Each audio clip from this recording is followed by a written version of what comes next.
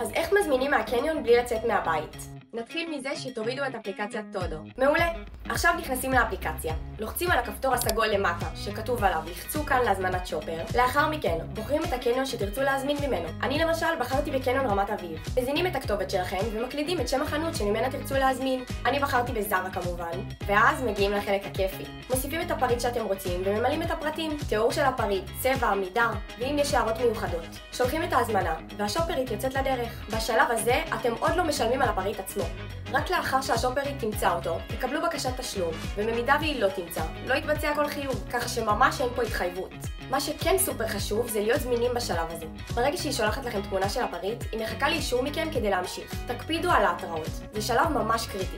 כדאי לשלוח לה את המקט של מה שאתם רוצים כבר בתחילת ההזמנה, אבל אם שכחתם זה בסדר, תמיד אפשר לכתוב בצ'אט.